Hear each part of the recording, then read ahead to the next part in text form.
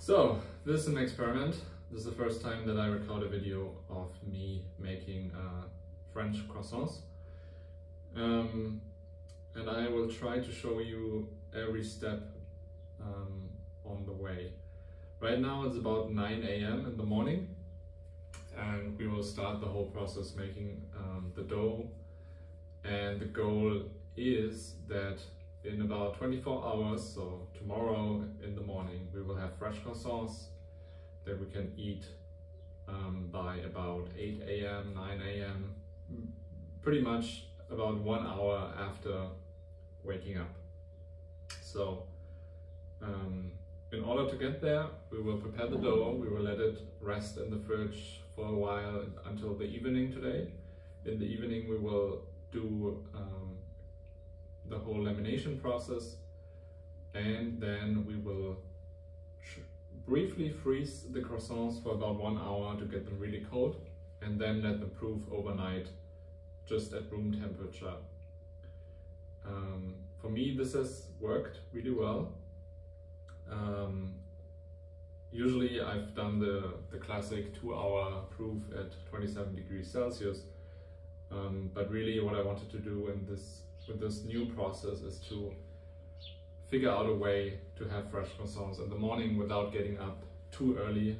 So before I would get up at 5 AM to make them ready for proofing, get the right proofing environment, let them proof for 2 hours, bake them, let them cool off, and then usually it was just really late. And if, for example, I wanted to bring croissants to friends for breakfast, it was impossible. But I think this new process is working really well, and I'll just explain you step by step what we do. All right, let's get started. I've prepared everything already. I'll just walk you through the ingredients. So, of course, we have some flour. Well, this is a topic in itself, but I can tell you what I'm using. This is a mix, 50-50, like 50% white wheat flour and 50% of a French Creole that is also mixed with some darker flour. I think it's comparable to bread flour in America, but I think it really has very good qualities, being a French wheat, specifically cultivated to be a strong flour with high gluten content. And yeah, this mix works really well for me. It has really enough gluten, but I'm also not using only the strong flour, also just mixing in regular white wheat flour, Weissmehl in German or in Swiss German, or just a really fine flour, maybe like a Tipo 00 in Italy, or maybe Tipo 0, I don't know, depends. But yeah, this is really difficult to get right. But yeah, you have to try. This time I'm actually using a 50% mix. Usually I would rather do 70% of the strong French Creole and 30% of the white wheat flour. But I didn't have enough of the French specialty flour anymore, so I'm kind of like had to change the ratio. All right, overall what we're using is like 300 grams of flour, about 44 grams of butter. I mean, plus minus, you can do 40 grams, you can do 45, about that amount of butter for the dough, and 7 to 8 grams of salt.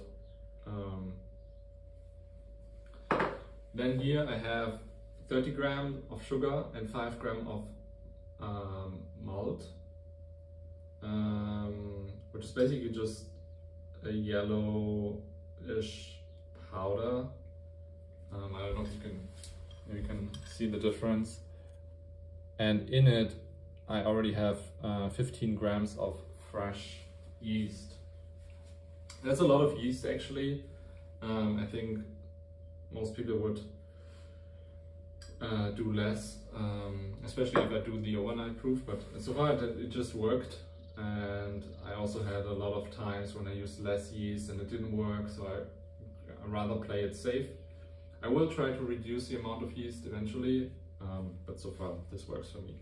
And then for the liquid part, we have 60 grams of cold milk from the fridge, 3.5% or 3.8% fat, I think, so whole milk.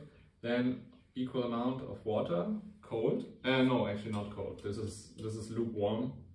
Maybe it's not lukewarm anymore, but when I filled it, just to get like some temperature into the dough so that the yeast can actually do some, or yeah, can start the fermentation in the bulk ferment. And then here I have 30 grams of whole egg. This isn't necessary. I also for a long time didn't use egg, but my feeling is that it really changes the texture of the dough a little bit. It becomes a bit more, yeah, it just feels more nutritious in a way. And yeah, just overall, I just prefer the taste with the egg, but I don't think it is critical for like the crumb or anything. All right, so what I do is usually I start by just crushing the fresh yeast so that it becomes liquid. So I crush it with the sugar and the malt just a little bit until it gets liquid. Then I will pour it into the flour together with the milk and the water and the egg, and then I will mix it. Actually, for mixing I should get something to mix it with. So usually what I use is this, I think I got it from Norway. It's kind of like a butter for spreading butter. I quite like it to actually do the initial mix. So it's not super messy on my hands, but then the rest of the mix and the kneading I will just do by hand. You can use a machine to do it. I think most people will use a machine. But I don't know, I can kind of recommend you then any specific timings or anything about that. All right, so I have my flour and I have the yeast that is now liquid. Show that again. So yeast is liquid. And I will pour it into here by using the liquids. Actually, I will just probably combine it first. I usually combine it in one, but here I wanted to show the three parts. But usually I would just combine it into one, and then probably pour it in here to make it extra complicated. And now I'll actually use it to kind of like clean out the yeast.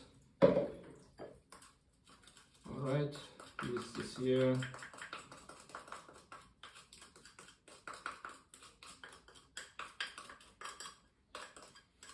Don't have to get everything, I mean there's plenty of yeast in it. Now I will just start mixing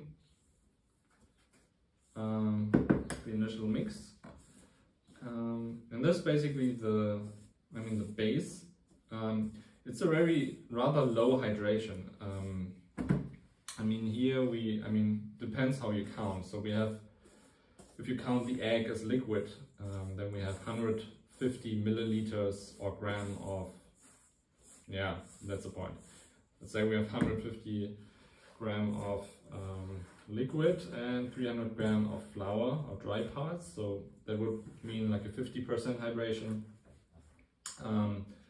But since the egg is not, it's not like water, it's not completely liquid, the whole dough is even drier, so I think it's rather like 48%, maybe even less. So it's a really dry dough if we mix it initially. But yeah, don't forget that we will also add 44 grams of butter, and that will then basically get it to the right texture and yeah. the right texture and consistency, maybe we can say. So by the way, I mean, I'm Florian, I'm from Germany, but I moved to Switzerland 10 years ago and started making croissants maybe 2 years ago. Basically when most people started doing more baking, like in the pandemic phase. I always wanted to make croissants because I really like to eat them and buy them. But my girlfriend always said, no, it's impossible, like you need like special equipment. I was like, all right, fine then. I continue go buy the stuff. But yeah, I was never really happy with what I actually bought and ate. And then at some point I saw a friend, Konstantin Datz, he posted one picture on Instagram where he did his first batch of croissants. Maybe, I think it was also his first and last batch that he did. I think he also realized how difficult it is. But it was kind of like the trigger for me to realize, okay, it's possible, like you can do it at home. And that's when I then started looking into it. So yeah, but what I wanted to say is, I moved to Switzerland 10 years ago. I'm German, so this video is in English, it's not my native language. Which I find especially difficult now with baking because there's so much content in English. Using, you know, cups and weird measurements, and or also a lot of dry yeast, which I don't, of course we also have dry or instant yeast here, but I don't know, it's just not working so well for me for some reason. And also other things like, you know, the flour is different. I don't have like the American brands here. I also don't, you know, for the butter, of course, the butter here is better. It's like always 82%. There's nothing else, but I think. So that makes it easier in that regard. But yeah, it's just these like regional differences that can make it quite difficult to just learn from the internet. So what I'm doing now is I take had butter and salt here, and I will just, you know, squeeze it through my hands just to make it a bit easier to spread. It doesn't need to be, you know, super warm, but it should also not be super cold. So if it's like very cold, it really helps to just squeeze it through the hands. And yeah, I mean, I have to say, making croissants definitely changed my relationship with butter. I guess I would never do this kind of things before, but now I even like, I smash, like if I take butter from the fridge and it's too cold and I want to spread it on bread, you know, even then sometimes I take a rolling pin and just smash it to make it more pliable. And yeah, because that's the key. Butter doesn't need to be warm, it just needs to be pliable, and that's also the key for making croissants. So what I'm doing now, I had the initial dough mix, so it was kind of like, it was okay, it was, you know, dry dough, very stiff, but it had some gluten development already. And now I'm basically mixing in the salt and butter. To be honest, I don't know if it's really necessary to do this like delayed addition. In theory it makes sense because salt, you know, would hinder the fermentation, maybe even influence the yeast. I'm not sure, but definitely the butter, if you add the butter early on, it definitely hinders, you know, all the other liquid to get together with the flour. So I think it makes sense to add the butter later. It just, you know, it's just messy. So basically what I'm doing is really just to squeeze the dough and the butter, and then I'm just try to still inside the bowl while it's like super greasy.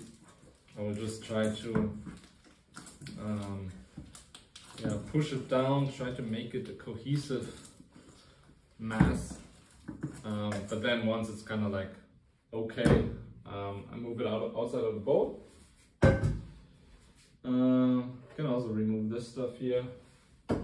Sometimes I also try to clean the butter. Smear it here, and I can also take away these, put them aside. there's a lot of cleaning necessary. So I think, yeah, making dough, it's not a lot of ingredients.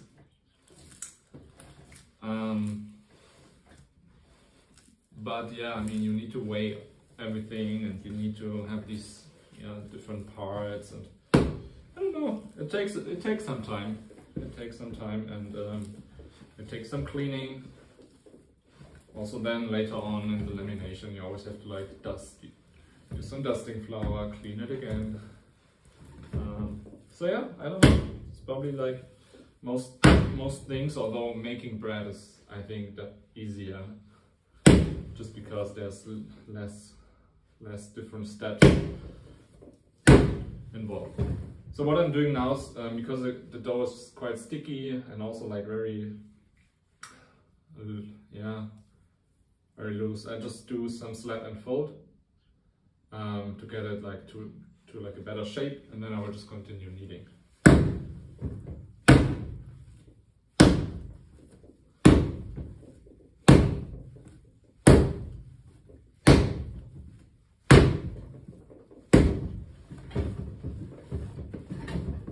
So it's also the first time that I'm doing it here on this table, which is very crappy, unstable. Also moves, so usually I would do it on the counter, but I just for the camera setup I had to go that way.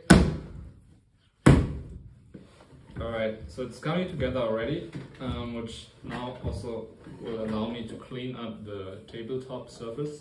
So I can just roll over it, clean it up, make some more noise. Alright, cool. Could actually sit down now, I guess. Let's see if that works. Probably not. I won't have. Not too bad actually. So I think if you would need would use a machine, from what I've read, it's like either a really short mix, like just 2 or 3 minutes. But I've also read other recommendations of actually doing a longer mix, like 7, 8 or 9 minutes. So it's really difficult. I mean, my experience is that, especially with hand kneading, that I need a lot more kneading than I initially thought I should do, because everyone was like, don't over knead it, because you don't want to have too much gluten development. But on the other hand, you need gluten development as well. So, and I don't know, I think my technique for kneading is, it's just, I don't know, I mean, it depends on the technique itself too, and on the flour, and it's just super difficult to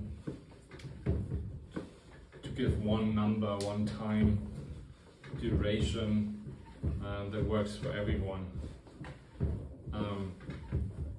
But I can, yeah, maybe you will see in the end how it looks like. It's also not always the same. I mean, that's, I'm sure it doesn't have to be exact. I just think there needs to be some gluten development for sure. Although I actually haven't tested how it would be if I would just stop now, like a very rough dough. I haven't tried. I won't try now, but I've seen people do it and it worked. But the results were okay. But I've also seen, you know, many videos of people and the dough, and they, you know, they stretch it like crazy, and it's like super soft, and it has this like smooth surface. And I think a mixer, just the way it does what it does to the dough, it's like very efficient how the mix is going, and it really transforms the dough. And it takes a lot of time by hand to get to that point. So I'm definitely not concerned of over mixing or anything. No, not going to happen. And under mixing Yeah, it's hard to say. Basically what I'm seeing now is like whenever I push, the dough is still breaking. You know, it will just basically tear, and that's, I mean, I know that's not enough, at least for what I'm doing. And usually at some point I would just get tired, and then just leave it and do some cleaning for like 2 or 3 minutes. I just wash the bowl, leave it here. This will do some, I don't know if you can call it autolyse. But it will actually relax the dough, and then afterwards it will already feel very different. But then I will continue to knead. Usually I do like 10 to 15 minutes, rather on the 15 minutes side, but it depends also on like how motivated I am, and I haven't seen like drastic differences so far. So I'll do some cleaning.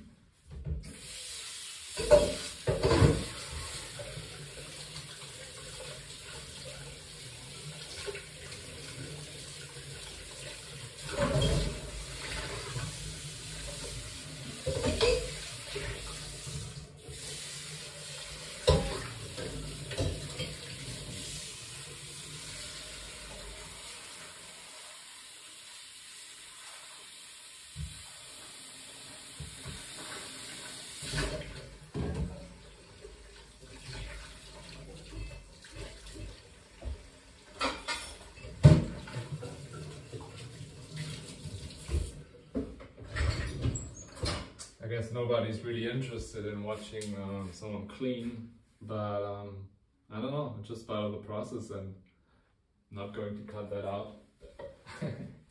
And I think it's also quite helpful, especially later on in the lamination process, to see how you can actually use the time in between different steps. Of course, even better if you have a machine that does it for you, then I mean, yeah, you can clean something then in the meantime. On the other hand, I mean, I've once had a machine here, and I just found the cleaning of the machine and bowl also to be a bit annoying. So I don't know, I'm quite happy with my hands, at least for such a small dough.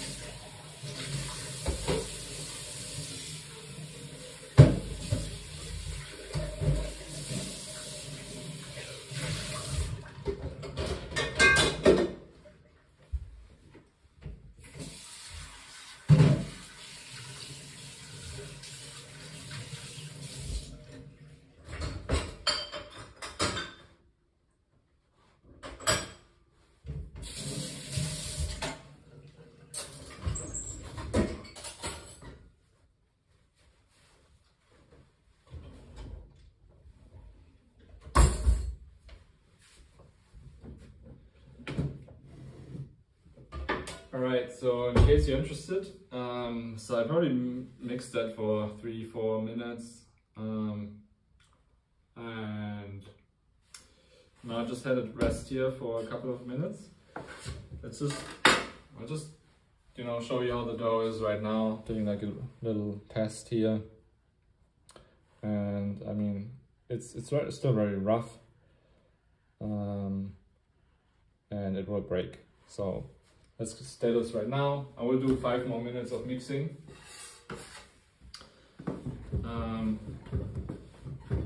There's also like different techniques that I use, because in the beginning I always did this, but the dough becomes very stiff and basically breaks all the time. And I was also trying to just try to imitate how machines actually do it, and I think, you know, they have these spirals and they I think it's quite different and maybe even slower or something. So what I also will do sometimes is to push it a bit more slower, and then pull it away with my fingers to the back. So it's more like also stretching. Basically trying something that the dough just stays soft and easy to manipulate. Doesn't get too stiff, too strong. So yeah, I don't know. I don't know. I'm really, you know, I'm not a baker. I don't know if that actually makes any sense. But it's just like, if, I don't know, if the end product, I just prefer it to be still soft. I had moments when I made it like a really rough and tight ball, like super tight. I just found that this made it more difficult to just roll it because it already had so much tension. So I'm rather trying to, in the end, that I have like a, you know, I have the gluten development in it, but I don't necessarily need like a tight ball. I rather try to make it, you know, soft, like, not sure how to compare it, but yeah, still soft and not tight. All right, I should actually do some kneading now instead of just talking, because otherwise the dough won't become ready.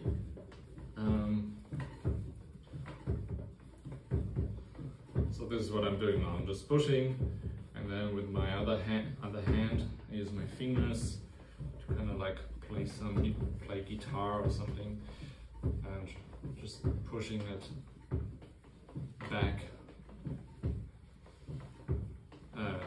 pulling it back. So I push forward and I pull it back.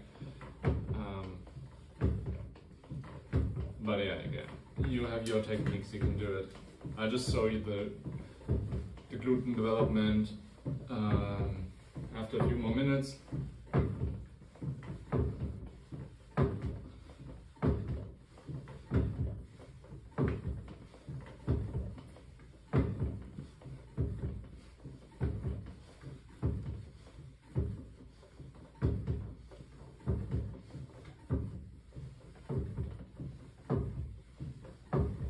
It's getting quite warm actually, so I have to open the window.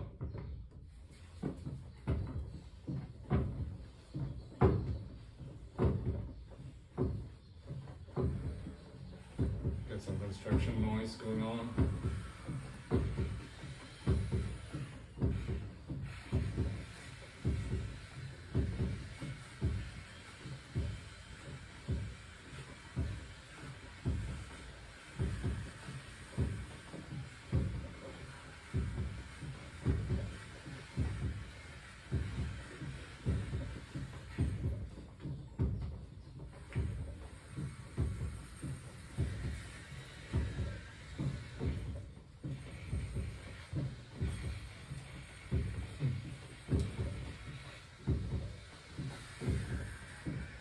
Hey Cisco, my dog just joined the party. Probably you can't see him on the floor.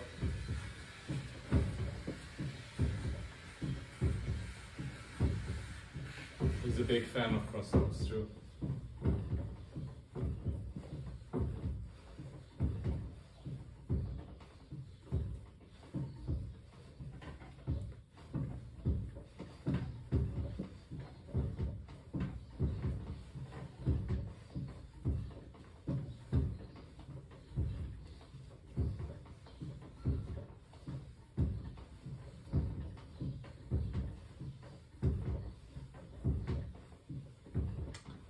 It's actually interesting. I mean, the more gluten is developed, it's actually not that the dough becomes stronger. I think the longer you knead it, the softer it becomes. It breaks less, it becomes smooth. You can stretch it more. Basically the point where I then feel, okay, we're getting into the direction where I want the dough to be. I'm still at a level where I'm like, okay, I've done this so many times, but I haven't, you know, watched I haven't watched many professional bakers and how they do it, what they say, how their dough looks like.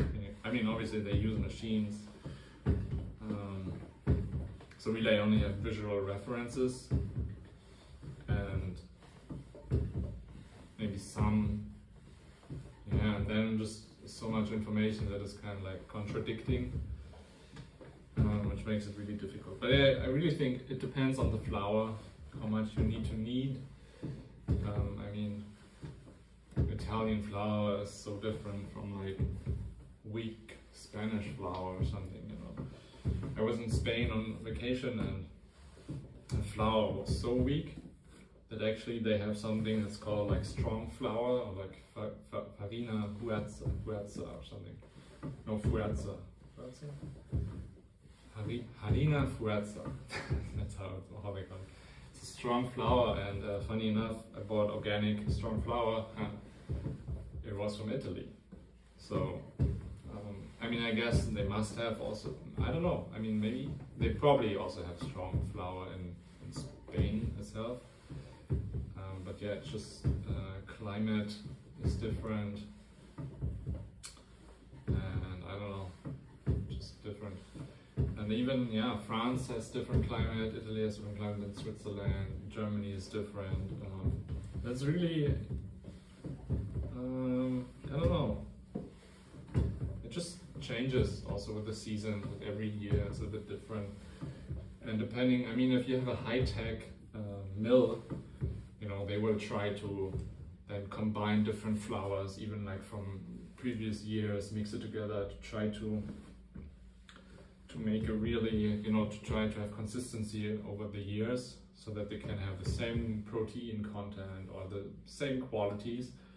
But usually they're not from one single, you know, harvest, but really just a combination. I mean, I guess that's possible, and then you will just notice with smaller family-owned mills that they might not have that technology, and then you will feel a bigger difference. All right, I'm increasing the speed a little bit.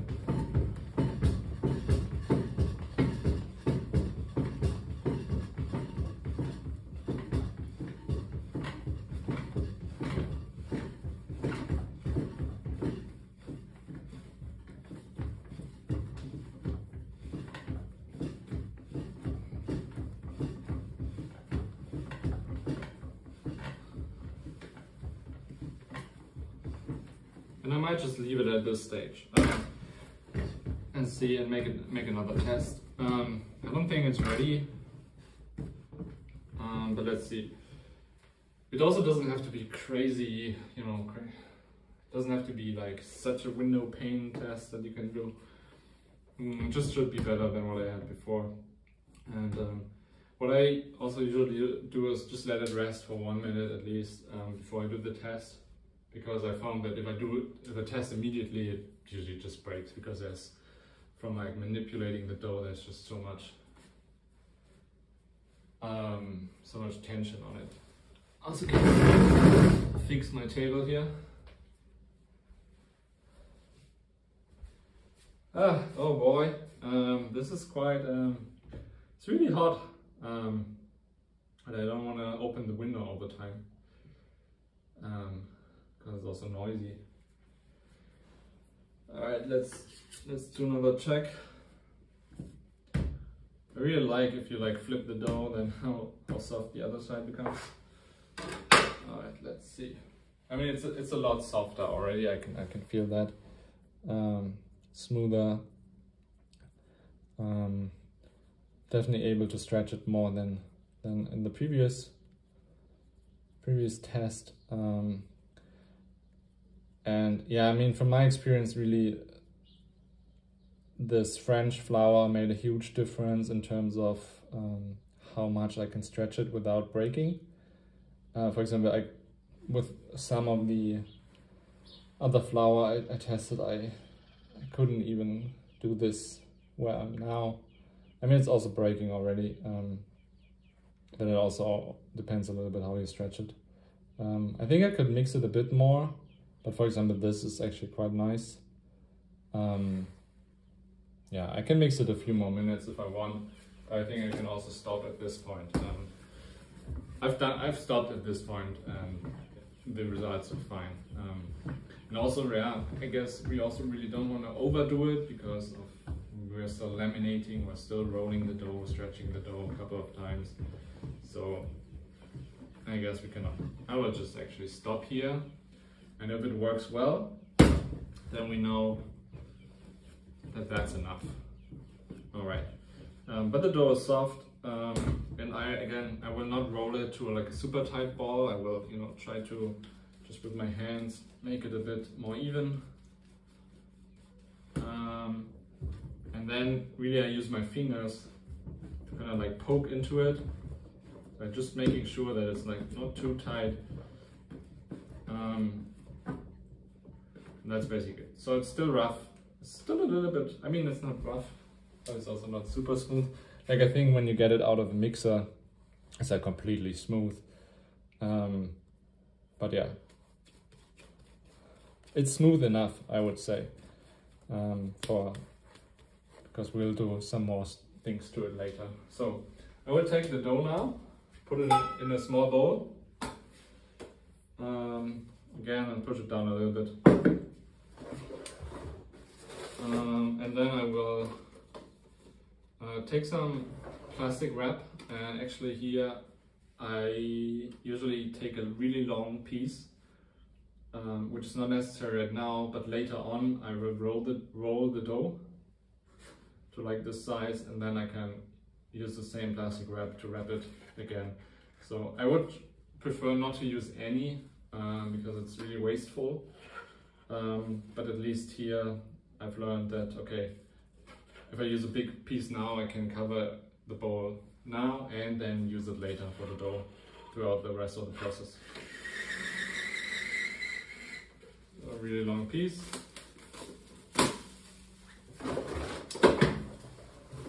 And I can fold it and then, yeah, just cover the bowl. And let it rest for, like if we use room temperature, I think 1 hour, maybe even a bit more, like 1 hour 15. If we move it to a warmer spot or in summer, maybe 45 minutes is enough. It depends a little bit. It doesn't matter too much in my experience. But yeah, you have to get a sense for the temperature of the room. I just leave it, or I can also put it here. I'm sure we can still see it. I just leave it here, let it proof, bulk proof. And so usually I would stop at this point because I'm exhausted. I leave it there for 1 hour, and then in 1 hour I would come back, roll it out, wrap it, and then move it to the fridge until the evening. But I also need to roll the butter, and I'm just wondering if I should just do it right now. Now that I have a mess here already, I will just do that as well. But yeah, doing the butter sheet, we can do that later, usually.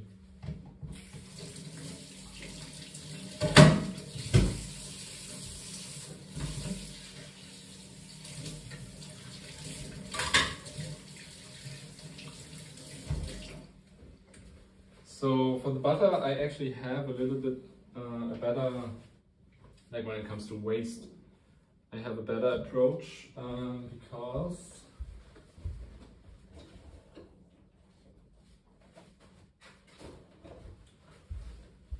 because I once bought this plastic sheet, which is like a, I guess it's like called Dauerbackfolie, like a durable baking sheet. It's kind of like parchment paper, but you can reuse it. And I don't use it for baking anything, but I wanted to have something where I can wrap the butter in. Usually, like, people use parchment paper or like even also plastic, like zip bags. But I really wanted to have something I can just wash afterwards and then use again. And yeah, that has worked, I don't know, at least 30 times, at least. So it's quite durable also. Alright, so I use this, and then I need, what do we need? Let's see, 140 grams of butter. So, oh wait, or do I use 150? No, 150, yeah, 150 grams, so 50% of the flour weight. Butter,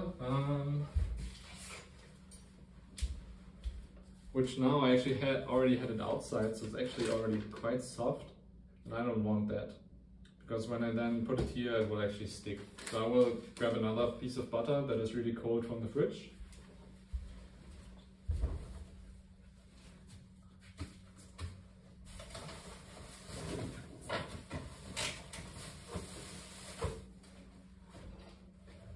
It's regular, I mean here it's Kochbutter, regular cooking butter, which has 82% butter fat.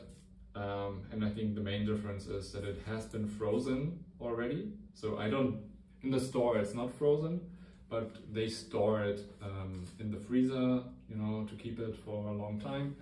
But then they will move it into the fridge in the store where you can buy it, and then you shouldn't freeze it again. So it has a little quality impact, I think, on the texture and taste. I mean,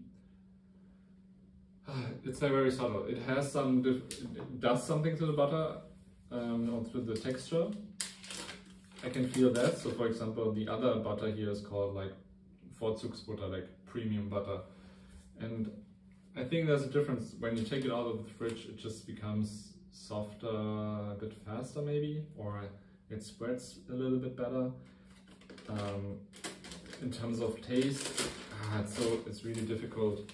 I mean, I'm really keen on trying French butter at one point in my life, just to see if I can, taste the difference.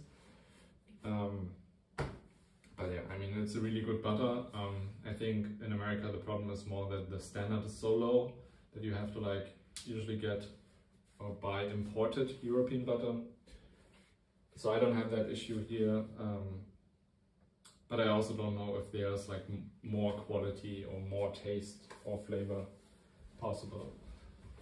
Alright, I just got my kitchen scale. I put this sheet on and I get 150 grams butter.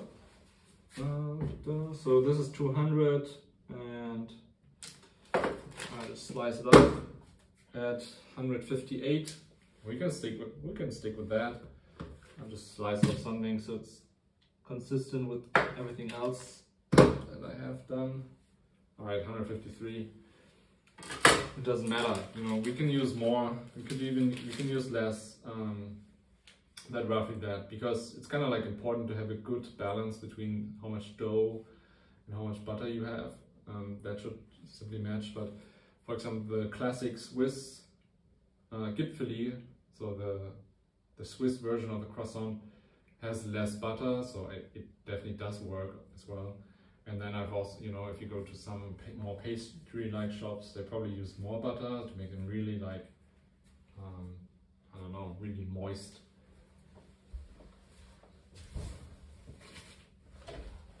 So that also works. And then what I do is that I use flour.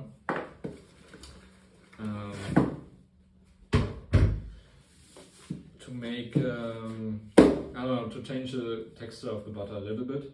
So I will just dust the butter with flour on all sides a little bit.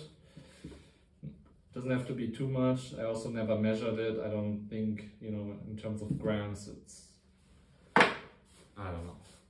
It's always not worth mentioning. But it does make the butter surface a bit more dry. Which, you know, I'm also trying to make the dough as dry as possible. And, you know, if the butter is just too sticky or too soft, then it's kind of like doesn't match so well, or it really starts to not spread so well. So whatever, I'm covering it with flour, really just to change the surface. I'm not mixing it with a lot of flour, I'm just covering the surface, and then I will fold it and get a rolling pin.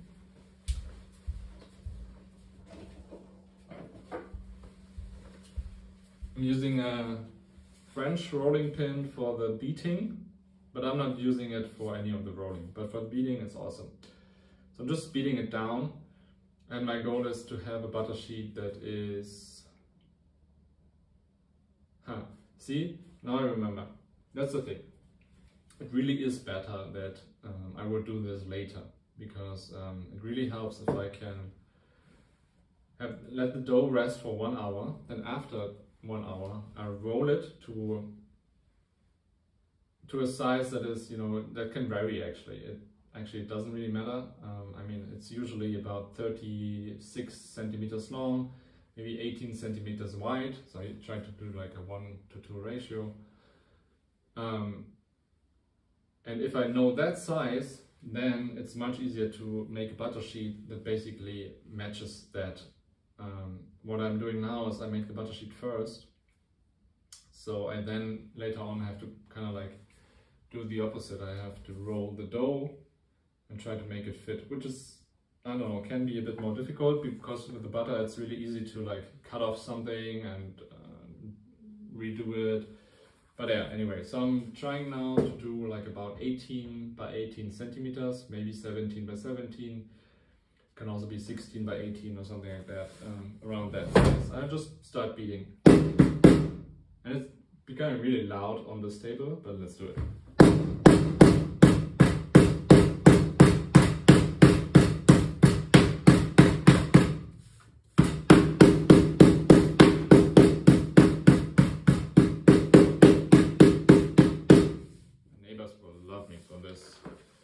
Alright, I can then do, once it's flat, I can also do some rolling motion. And now I need a ruler to just check how far I am.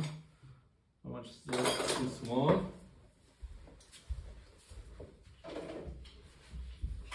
So I have this extra long ruler, 50 centimeters. But yeah, I'm shooting for 18 by 18. Let's see, so I have 18 on one side and 15 on the other side, so I just have to roll it that way a little bit further. Okay, and the other side. So here really butter can help a little bit if you want to have direct contact. Just use a little bit of butter, and then you can roll it straight on the butter. And I'll just measure again, about 18. Just straighten it up a little bit. Put it here. And now I will cover it fully.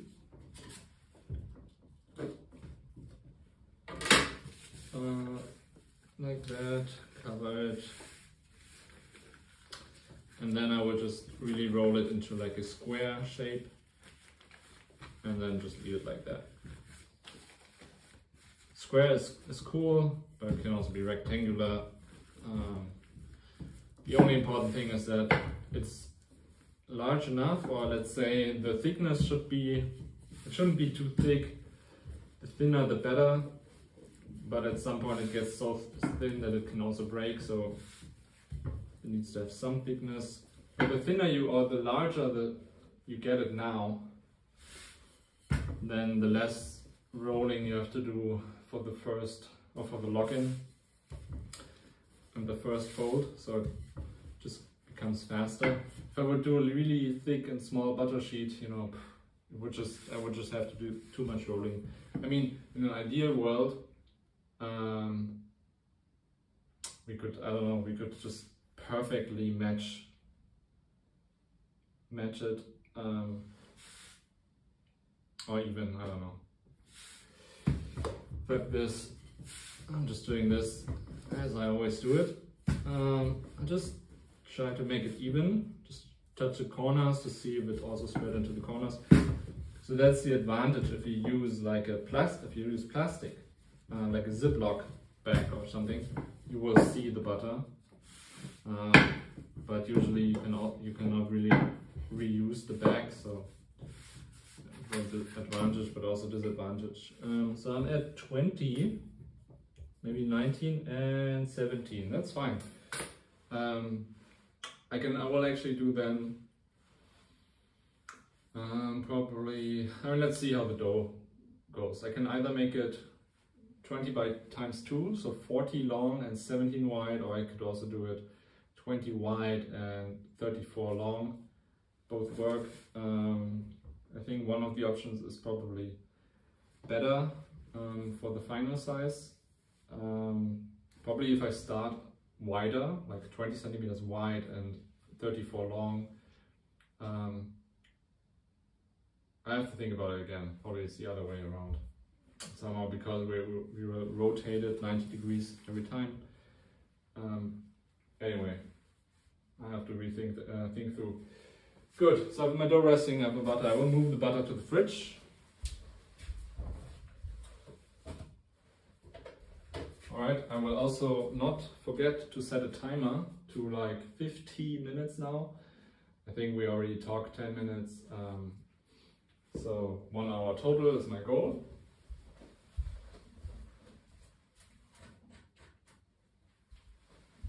And then after 1 hour, I will basically do something similar. I will put the dough here, roll it out, and then move it to fridge, and then we're done. This is taking a lot longer when I'm explaining it. But yeah, I wanted to do this for a long time. So finally I can record it, and hopefully you can learn something from it.